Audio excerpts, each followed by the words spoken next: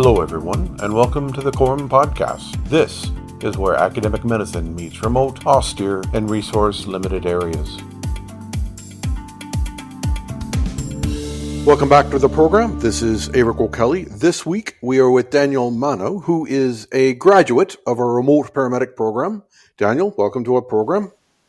Oh, thank you very much, Aebhric. Thanks a lot for having me here. So, tell us a bit about yourself and what's keeping you busy. Well, it's a long story, but just to cut a long story short, let's say that I didn't grow up in this field, in the medicine field. Actually, I used to be a pilot. I've been a pilot for more than 30 years, and at a certain stage, I just was thinking about my students. What happened if one of those guys would come down in the wild. And from just flying only, I decided to become a survival instructor as well. And it was very nice, very interesting.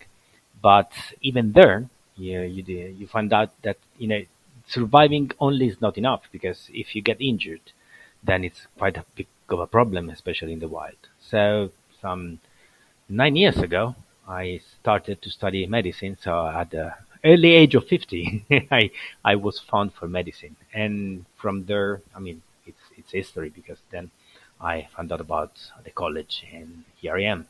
You started with the Wilderness EMT from Solo, didn't you? That's correct. I began actually getting deeper and deeper into medicine in Italy with friends of mine, doctors and nurses. They helped me much to put together sort of first aid for downed pilots.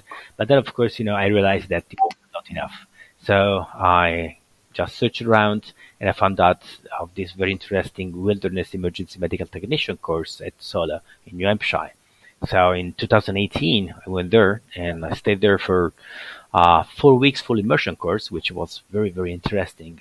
And once I got back, I just felt a bit more comfortable dealing with these kind of things. The WEMT curriculum is very good, and they do quite well. Solo, and there's WMI and there's WMA. There's tons of them in the States, and Solo has a good name. Oh yes, definitely. It was really prime teaching that they do there. I enjoyed it very much, and it was really a fruitful course. You don't only study theory, but you have a lot of practice as well. And in the field, and especially at that time, I was there in December, and we had a lot of snow, so we had a lot of practice in a really wild environment. Very, very enjoyable. So you said you started as a flight instructor. So tell us about that. You were a pilot, and then you started teaching pilots. How was that? Well, actually, I grew up with this idea of becoming a pilot. I was 5 when I was watching this kind of flight movies, and I got fun for becoming a pilot. And eventually I tried even to join the Italian Air Force Academy, but unfortunately, because of my sight, I was not able to fly as a pilot.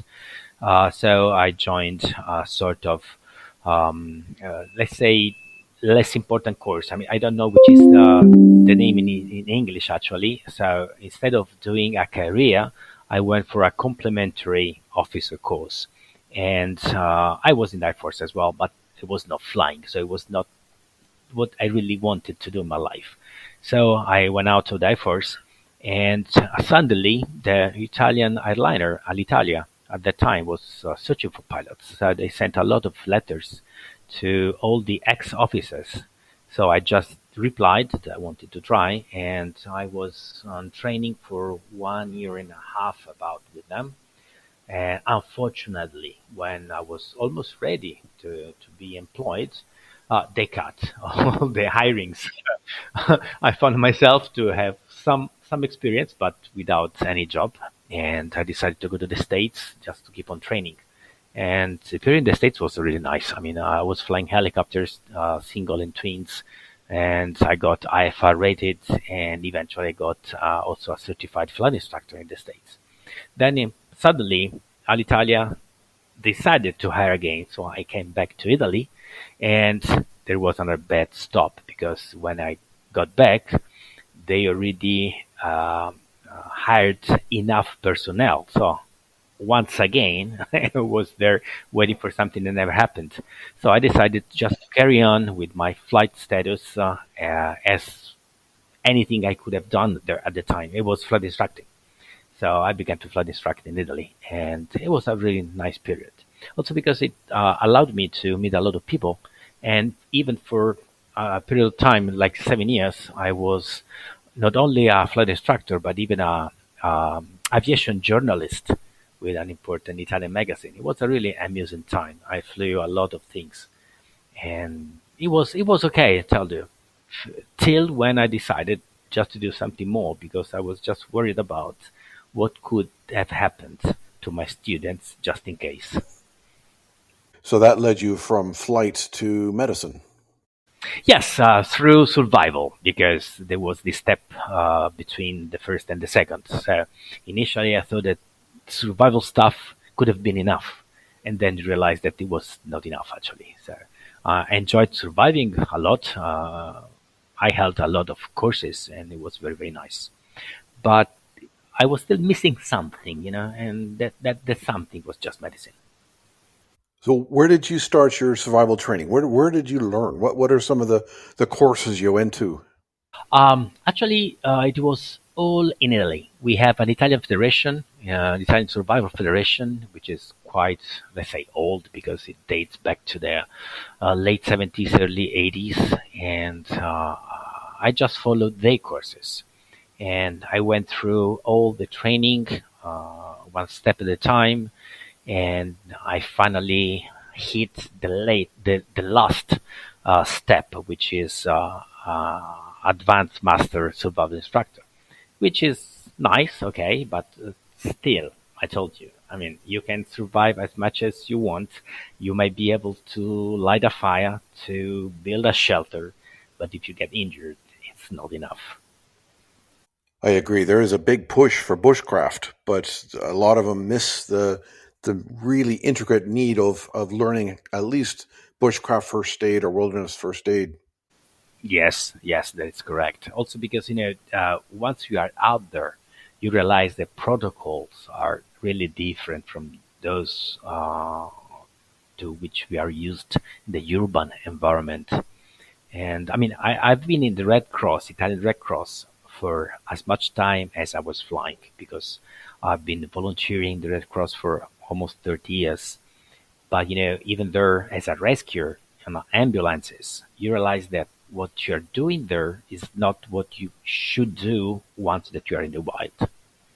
There is a difference between city-based first aid and wilderness first aid. Immense is really a great difference. Really impressive, I would say impressive. For the people really interested in survival, and I taught for the tracker school for a bit in New Jersey, and big on survival and bushcraft, and they're missing the medical side of it a bit. So I created a wilderness first responder for the bushcraft type people, and I think the woofer is the base minimum you should have. If you want to go out and you want to lead people, teaching them wilderness survival, you should have at least the woofer. You did it right. You did the WEMT, but I think the woofer is the basic. Yes, yes, definitely, definitely. At least, I mean, that's just the minimum you should attend in order to be able to help someone.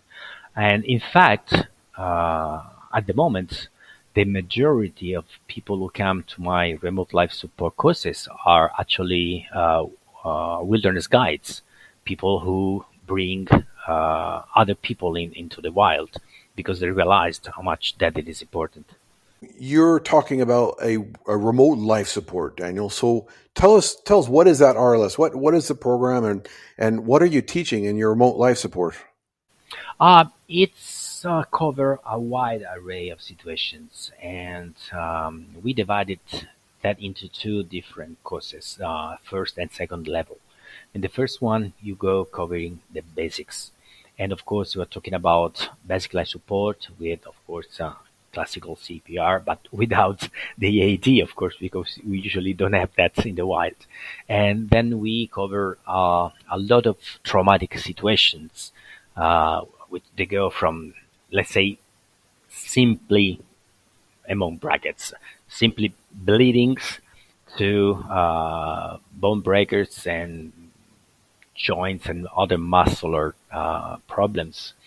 But then we focus a lot also on wild animals, so which are wild animal injuries, and also environmental pathologies, because you need to be able to cover all those, of course, like high mountain sickness or anything dealing with water problems like drownings and lightning strikes and dehydration and hypothermia, and all this kind of stuff. So it covers a lot of different situations. And on the second level, we just go a little higher on medical situations, even though we know that a lot of these kind of things can't be actually performed by a lay person in Italy.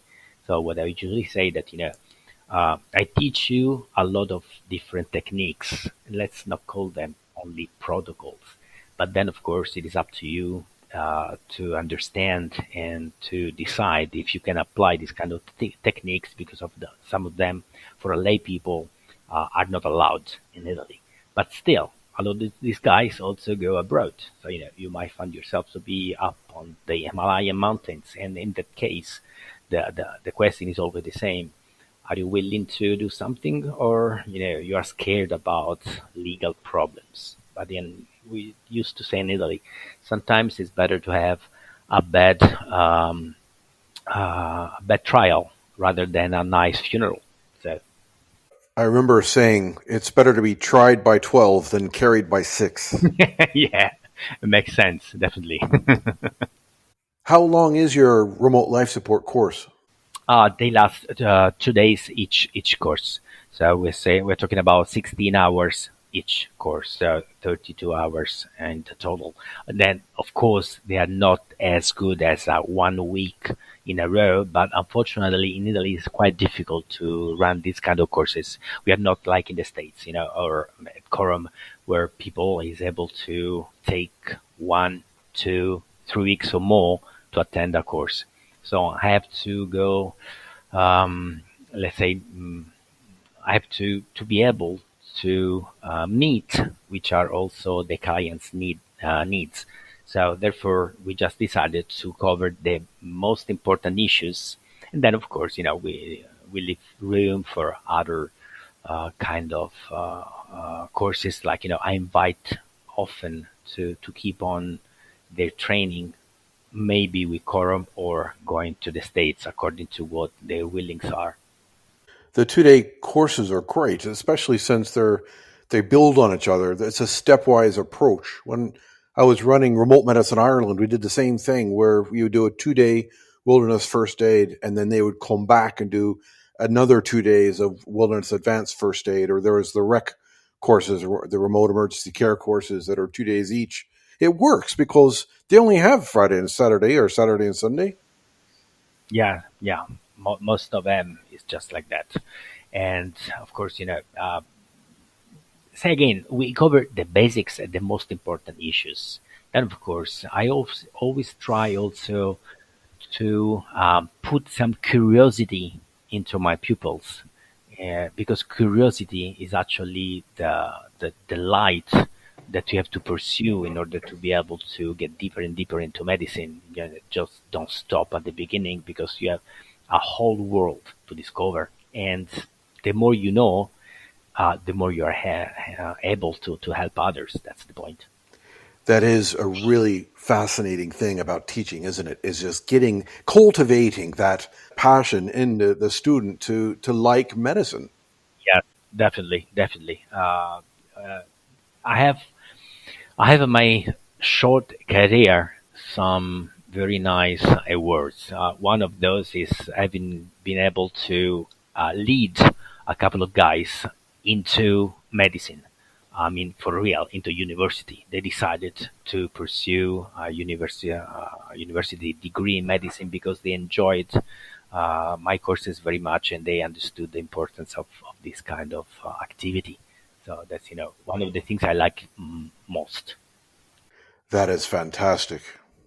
So for yourself, you started out with the WEMT, and then eventually you came and did our remote paramedic program year one, and you're a fully qualified paramedic now.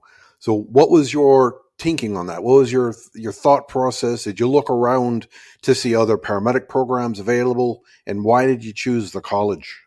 Okay, I have to thank the COVID period for this. I tell you, because at the time during the COVID, of course, we were compelled to stay at home, and I spent a lot of time in front of a PC. And just because among my friends and relatives, I was the one who studied a little bit more of medicine compared to them, I was asked a lot to explain then what was going to happen, what was COVID about, and things like that. At that time, I decided to broaden my vision in medicine, and searching around, I just stumbled into CoROM on the short online courses, and I attended. I believe I break all the short courses that they were offering at the time, Nice. and I enjoyed them very very much. And we used to say in Italy that the appetite uh, grows when you're eating. And it was just what happened. I mean, after I've eaten all those courses, I was even hungry and I decided to go forward. So I saw that you were running this diploma course and I decided just to attend it. And it really changed my life because when I got graduated, I left flying forever without, yeah, I tell you, with no regret at all. I mean, I'm happy of what I've done. I have 8,000 plus flight times. So I'm really happy with what I've done in my period as a pilot and flight instructor. But the diploma, the remote paramedic diploma at CoROM was really a turning point. And since then, I'm very happy because it is just growing to a new life. I have now another big field to discover, to study, and to deepen. So it's really challenging. It's nice because I can teach, but at the same time, I have a lot to learn. So did you look around, or you just were set on the core paramedic? You didn't look at the UK paramedic or the US paramedic? Actually, no, because it was very convenient for me the kind of program that you were offering, the blending course, the blended course between the online part and the presence. So actually, it fit me so well that I didn't have to search around for anything else different.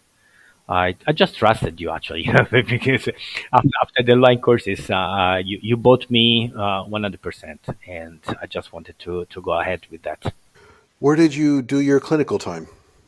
Oh, there was in Moshi at the Kilimanjaro Christian Medical Center. It was a really amazing experience, and I had to split it into two because I couldn't stay there long enough to complete the whole 385 hours. So I went there on October and the subsequent January to do it all. And I mean, it was great. I mean, the very first day I was there, I already had my hands into doing something for real. I believed that at least at the beginning, I would have just watched and tried to understand what they were doing. But actually, they just put me a needle in my hand, say, "Okay, go and get a vein." I say, "Why?" Yeah, yeah. Got a. Are you a paramedic? Yeah, I'm doing my internship here, so you can do it. I just did it on main kids. Okay, I mean this is not much different. Just go and do it. And that was it. I mean, after the first one, the first one was terrible. I was ashamed myself. I think I punched the guy at least 6 or 7 times because I was not able to find the vein. But eventually I got it, and since then everything was definitely easier. But you know what is funny is that the guy every time that I punched, he was just thanking me, and I said, "What? I thanking me for what? I'm ruining your arm." He said, "No, no, thank you because you're doing something." Okay, and it was really beautiful. I had a lot of nice feedbacks from the people down there, and I always enjoyed staying in Africa. It was not my first experience at all. First time I was in Africa was in 1990, and in Zimbabwe.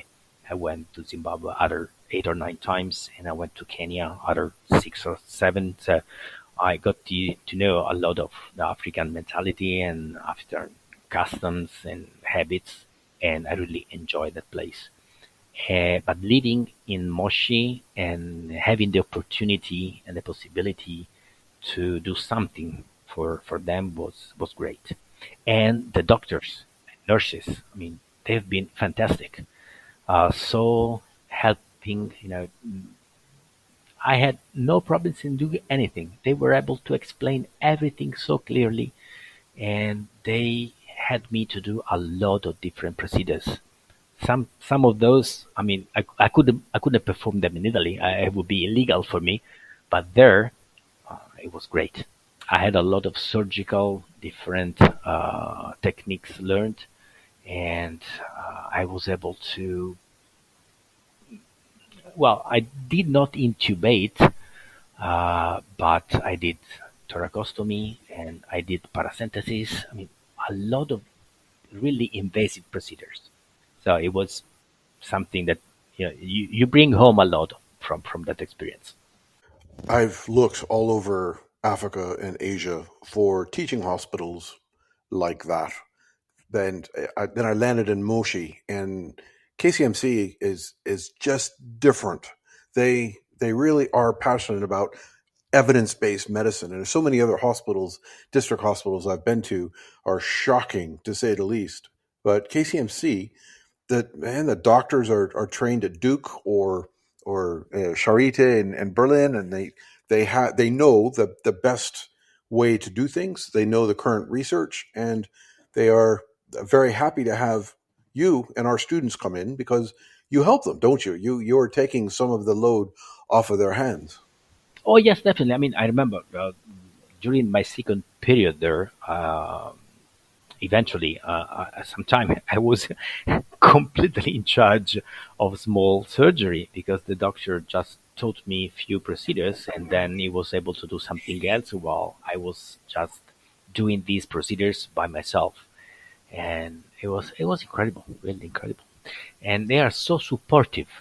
And another nice thing is that everything that I learned on books, especially the most updated procedures, there where I just found confirmed there of those. So there were no discrepancies from what I learned and what I practiced.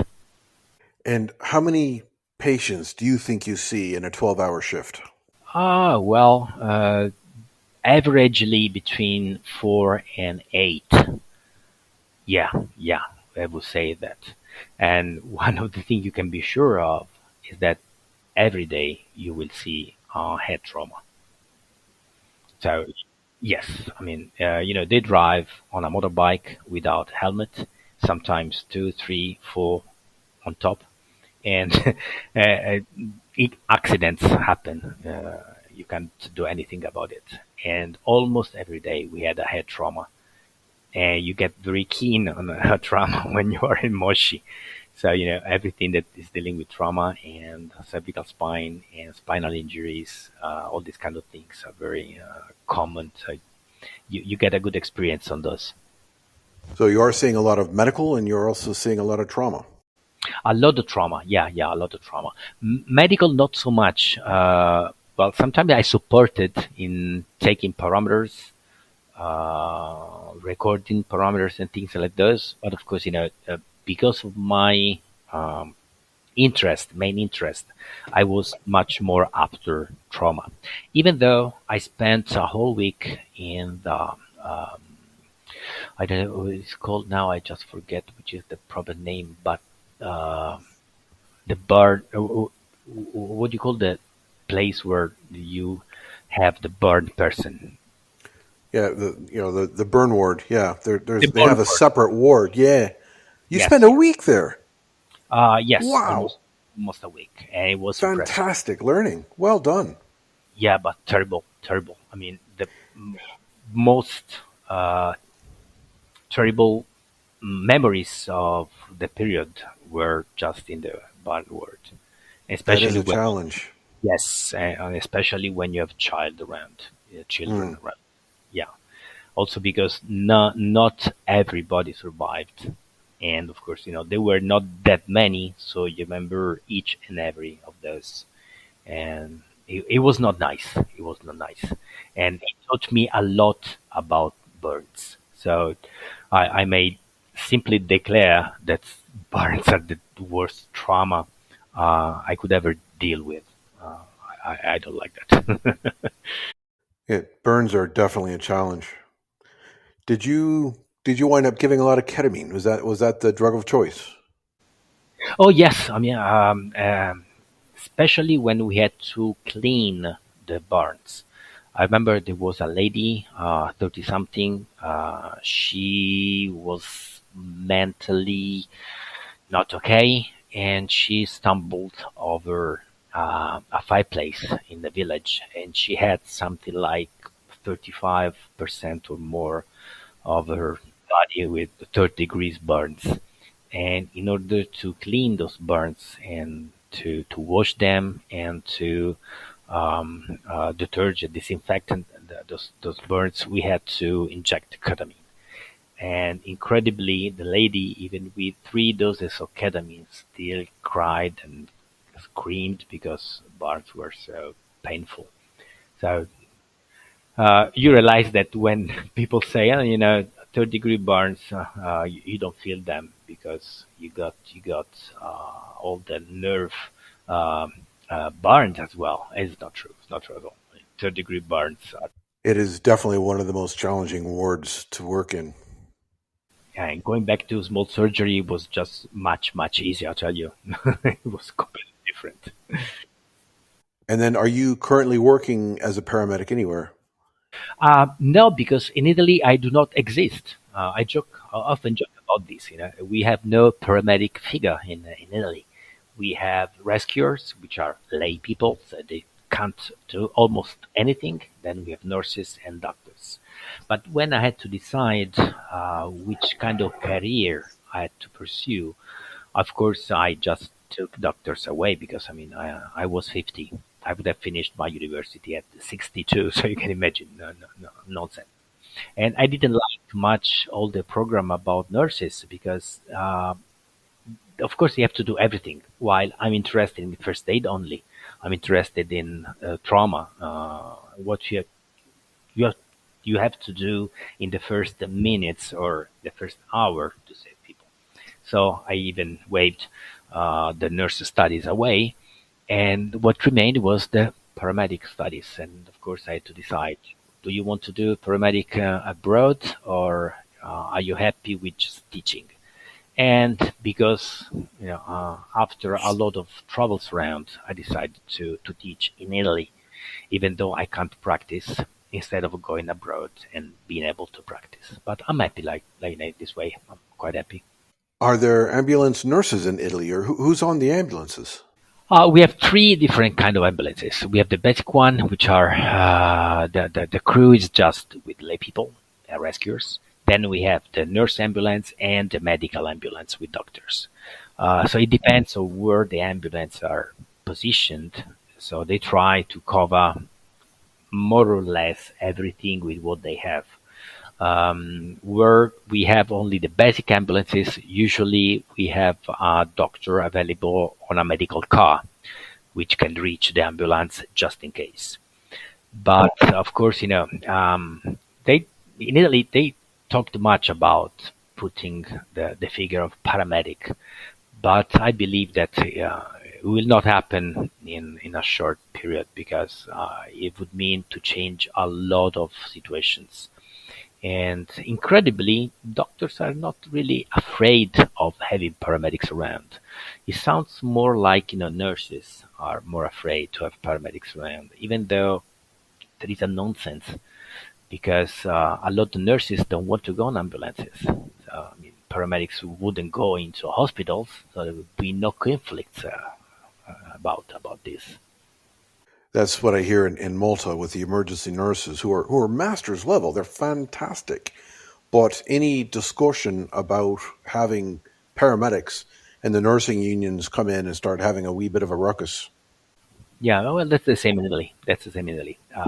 So actually, no, I don't believe that there are so many paramedics in Italy. Maybe we should be like four or five, and are those who followed your course or some other courses in the States. I don't believe that none of us followed any course in UK. No, I don't think so. But anyhow, I'm sure that if in Italy they allowed this kind of career, there would be quite a change in the ambulance service. When I was in the States, I was able to touch firsthand how helpful was an intervent with real professional. And I mean, there you have maybe two, sometimes three EMTs or paramedics on board an ambulance, and of course, it makes the difference when you have to do something there without having just to scoop and run, but you have to stay and play. That's the big difference. Daniel, you'll be presenting at our conference, the Medicine in the Mediterranean Conference in Malta next month. Tell us about your topic. Okay, well, above all, I thank you. I'm very honored to do this because it is one of my dream. It was one of my dreams to be able to do something with CoROM. So I will talk about the dangerous marine animals in the Mediterranean, and that's a nice topic because we are, of course, have a lot of endemic animals in the Mediterranean, but lately, because of the heat increase in the waters, we're going to have a lot of aliens as well. And these aliens are creating a lot of problems, not only because of fishing problems, but also because, of course, they can bring injuries to swimmers and divers and other people living around the sea. So we will cover a lot of different animals, and we will talk about the small ones like weevils, and we will talk about jellyfishes, and we will talk also about sharks. Maybe just to discover the sharks are not the dangerous actually. So I believe that it's quite interesting. I mean, I put a lot of efforts in putting together this small lecture, and of course, again, what is my main aim is just to put some curiosity into people to get deeper and deeper and discover which kind of situation we are facing when we are at sea, when we are in contact with these kind of animals. I'm looking forward to it. Daniel, my final question for you is this. What advice do you have for the new medic, the new nurse, the new doctor who is just starting out in their career in austere medicine? When you are talking about osteomedicine, you have to face a lot of different situations all at once.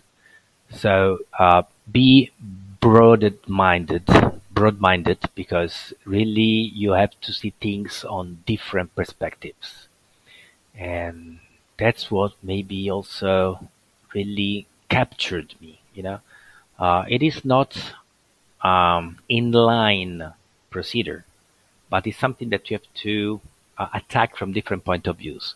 So be broad-minded and be prepared and study a lot because you will never imagine how many things you have to know just to be after a single simple um, situation. Good advice. Well, thank you for being a guest on our podcast. Thank you for being a fantastic graduate and pushing the envelope and what you're doing in Italy. And I look forward to seeing you next month. Wonderful. It'll be a real pleasure. Thanks a lot, Henrik. Thank you very much. This has been a presentation from the College of Remote and Offshore Medicine. If you would like to earn CPD credits for this podcast, you can join the Council of Members. Being a member of the college gives you free CPD credit, free access to our virtual field guide, and discounts on our e-learning courses. You can join the team on our college website at corom.edu.mt.